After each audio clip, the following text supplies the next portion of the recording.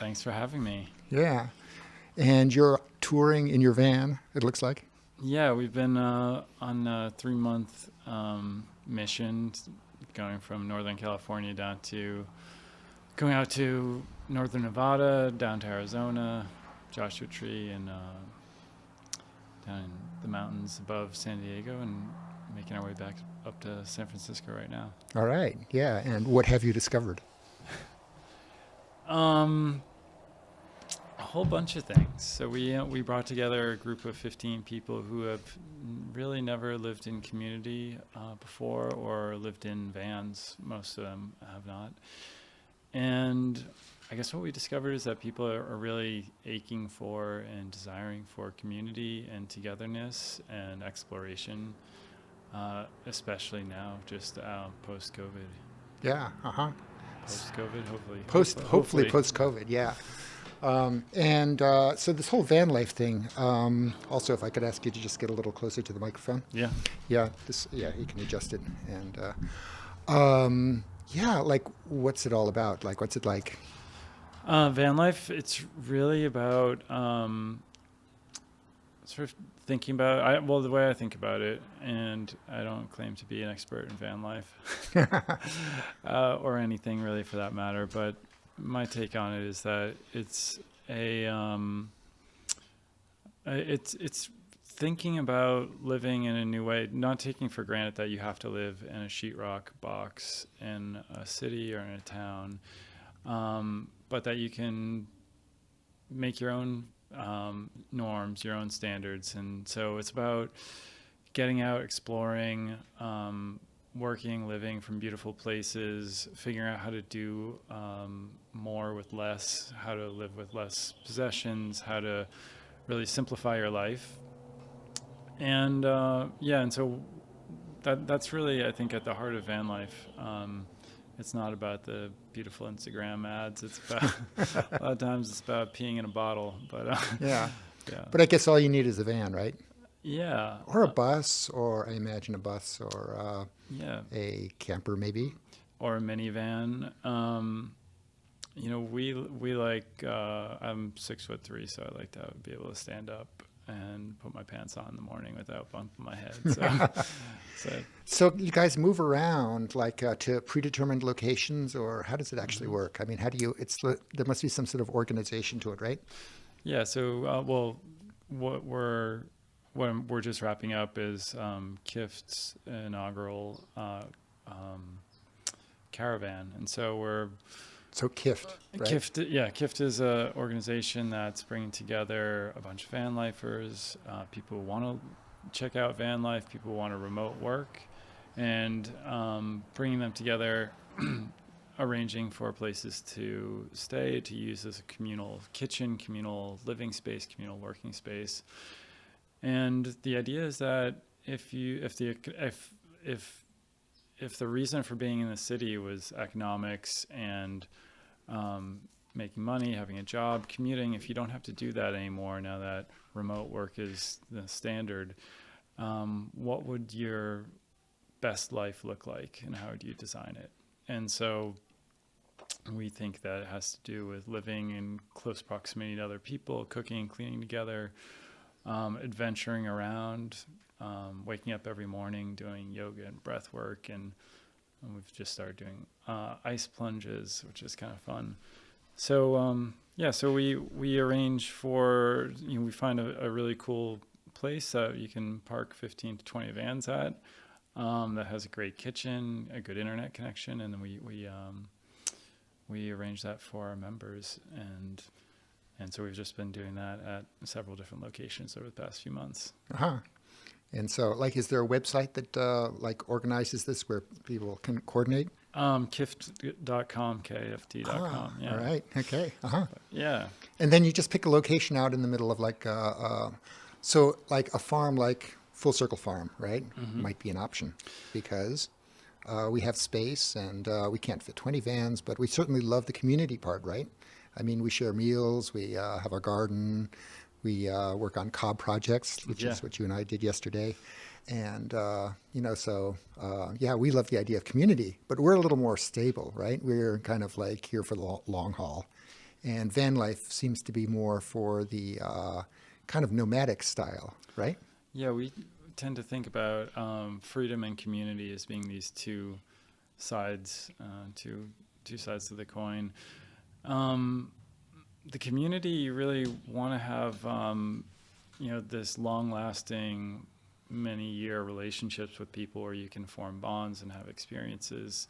And then for a lot of people, the freedom of movement to change fluidly between one location and another, to follow the weather, or just for whatever reason you want to move, that that really balances out the community aspect. And as long as you can stay connected online, that's really important.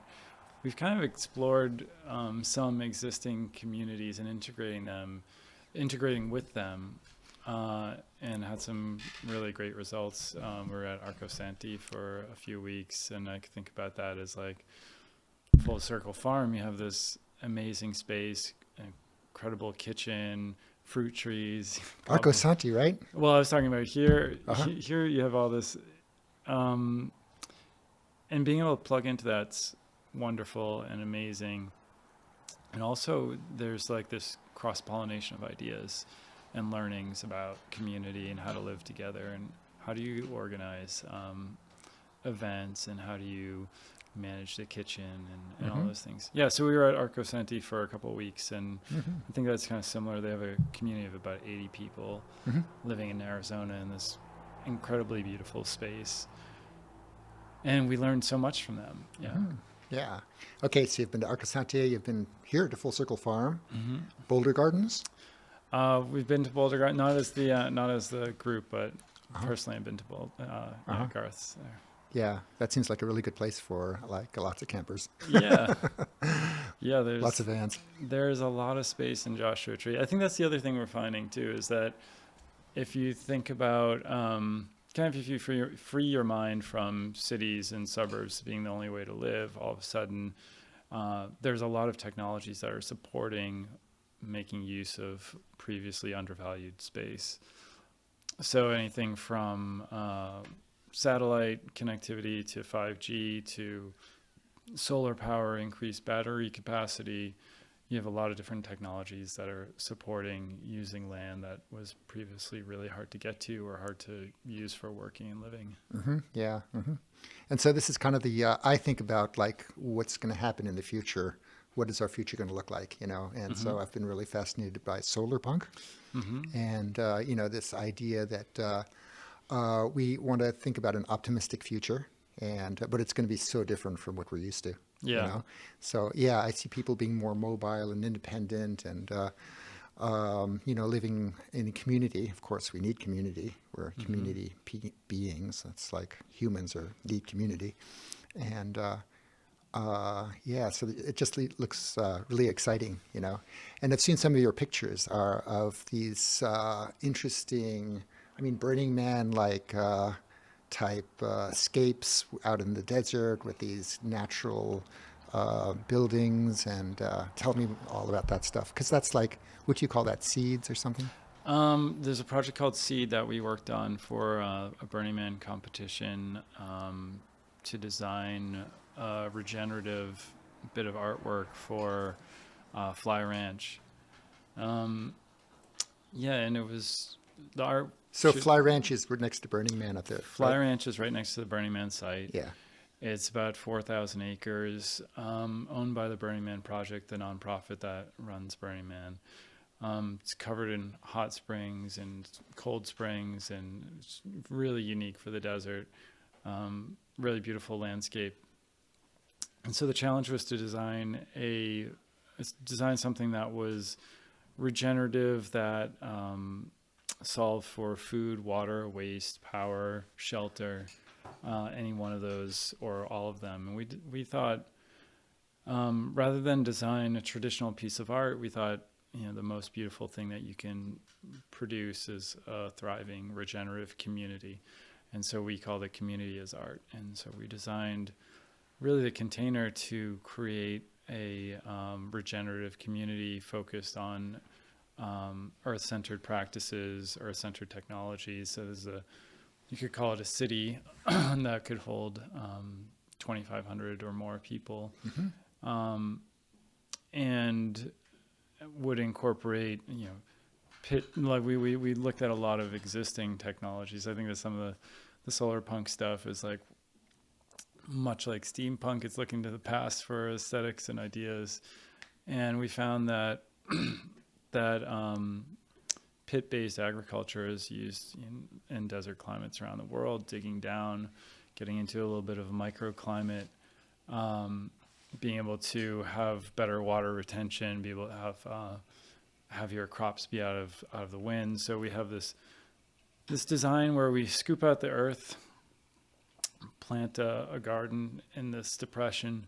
We take the dirt and then the soil, and we create a earth-based living structure right next to it. And so with thick earthen walls and small openings to the sun, you can really start to extend the climate there, the livability of the climate. So a lot of permaculture principles with indigenous Absolutely. old ways, and a lot of earth natural building and all of that stuff, right? City of the future that looks like cities of the past. Yeah. Uh-huh. But we think that when you look inside of the city, though, what's happening is the community extends across the globe, and the work extends around the world, and you have the ability to live in a rural village-like setting, but have a cosmopolitan and really expansive connection to all of humanity. Excuse me. So, what would you like to see as far as, so your company, what is your company name? The company is called Kift. Kift. Uh-huh. And, do you want to talk a little bit about that? So we think that with remote work, we think that 2020 has really brought a bunch of enablers, or uncovered a lot of enablers, and driven a lot of demand for a new way of living. So rents are incredibly high. We've had smoke days just choke up San Francisco. We've had COVID shut down cities. We've had work, become remote. And so we've had all these reasons, and people are just becoming more isolated, staying in their apartments, shelter in place, self-isolate. We found that people really want something new and different. They want to, instead of self-isolate and in quarantine, they want to get out and meet people and explore. And so Kift is really a way of doing that. It's we essentially bring together communal living plus the mobility and flexibility of VanLife. We provide a communal house for people to share, locations all across the West, from Canada down to Mexico and the Rockies to the Pacific. And we give people the opportunity to come together and create their own communities, and to be able to change locations as often as they want and stay in a single location for as long as they like. So you've lived in a ton of communities. I think at this point it's been 5 in a row. And then way back, years ago, I was in a few more communities. I was in a community in Germany. But so Full Circle Farm now for 5 years. I've been here for 5 years, and I'm loving it. And we have our beautiful garden. We're right outside of Ojai in Southern California, right below these beautiful mountains. And we're doing permaculture in the garden, and we cook meals together. We have 20 people, and so we rotate 2 people a night and cook a beautiful meal every evening. And then we have our ceremonies. We have a kiva, several kivas. We have a fire pit, a kiva, and we have, festival ceremonies and cacao ceremonies and that sort of thing. And so it's, for me, living in community, I will never go back to city life, living in as we talked about, a small box. In a bigger box, it's like a prison cell, all these boxes upon boxes, and So what do you think it is? What do you think is there a through line between all the different communities that you've lived in, that you'd say makes a great community? Yeah, basically being very social and kind of treating it like a family. I Mm-hmm. mean, I see sometimes if people are a little bit isolated, um, and of course everybody needs their own space, but we are all doing things together. We cook together, we eat together, we garden together, and that doesn't mean like full time, but it means like a lot of the time, Mm-hmm. and I think that's really important. Is that it, it's just thinking about the word intentional, Oh yeah, uh-huh. and it's always been kind of a big ambiguous word. What is intentional? And Yeah, intentional intentional community is community. kind of scary and Yeah. challenging, but like actually you're just showing up. Yeah, It's, right. Uh-huh. But I showing up think for each it's, other. Yeah. and I think it's also a frustration with the way the rest of the world works. Like in the cities, you live in the city, so that's not a good Mm-hmm. example. I live in the country, you live in the city. But yeah, it's just the whole 9 to 5, 7 days a week routine, I Mm-hmm. mean, because that's not the way we're designed biologically, Mm-hmm. and, but you live in the city. So Yeah. tell me about that.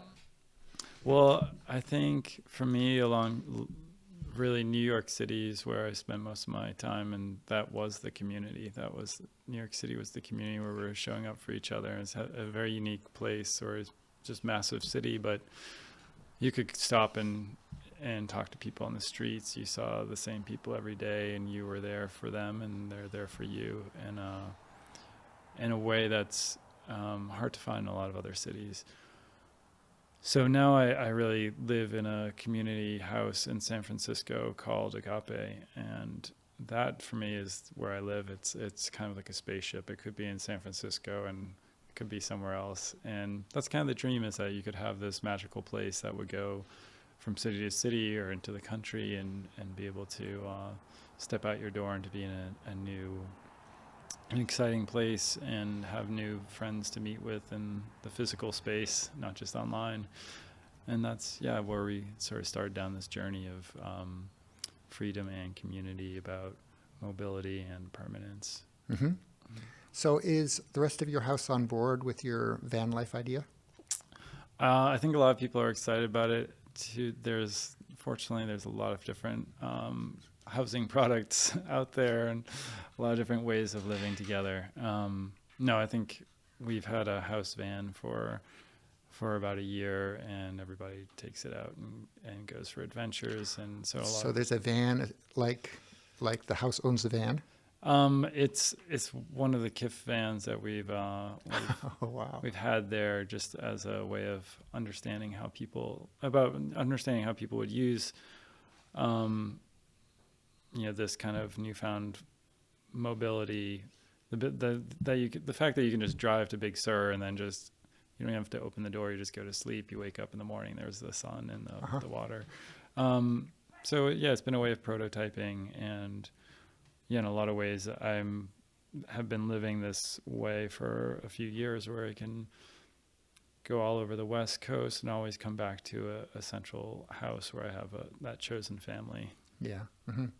Yeah, I think like it's important to have that. Like for me, I like the permanence aspect of it.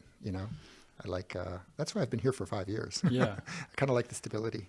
I think it's interesting, is I think for me the stability comes through we are living these hybrid lives, online, offline, and for me the stability comes from the online world, where I have the same friends I've had for 20 years, and I can talk with them and see what their kids are doing, and collaborate with people, and that's, no matter where I am, that always exists. And so I don't have to have the same permanence in the physical place, and I can just show up someplace new and enjoy the sights and sounds and smells. Cool. Yeah, sounds fantastic. Yeah. What else do you want to talk about? Um, Maybe Yeah, I'm interested in you. Every time you say solar punk, I see your eyes light up. What is it about solar punk that gets you excited? It's optimism, you know. I mean, it's basically like envisioning the world using the technology we have, but it's also grassroots. It's like these Mm-hmm. ancient technologies, like natural building and natural medicines and stuff like that. But we're using it kind of with an overlay of like a modern technology, and Mm-hmm. because basically people ignore the past.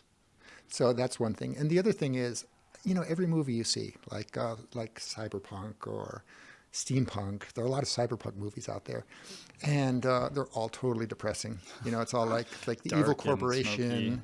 And solarpunk believes in, the, it is anarchistic in the Mm-hmm. way that it's against the authority or that big brother Mm-hmm. thing, but it envisions kind of this positive community. Mm-hmm. So that's what I like. Yeah, I think all the supporting scaffolding is there to see this kind of optimistic future come through, and that's um, even just seeing the changes in collective ownership and things like blockchain and Hmm. distributed autonomous organizations, and Yeah, the uh, whole decentralized world yeah. is I think the way of the future. Yeah, Hmm. and yeah, I'm big into that technology also. Yeah. So just I think it's so exciting to be traveling around from place to place, meeting a bunch of different communities, and understanding that we're not trying to do something new. We're actually trying to do something really old, and that we're really just raising a flag and saying there's a bunch of people out there who want to do this thing, and they want to do it together. They want to live together intentionally, and they want to explore. And we're just finding that people everywhere are looking for the same thing. Hmm. And thank you for having me. It's such an incredibly beautiful place to land for a couple days, Absolutely. covered in fruit trees and chickens. Hmm.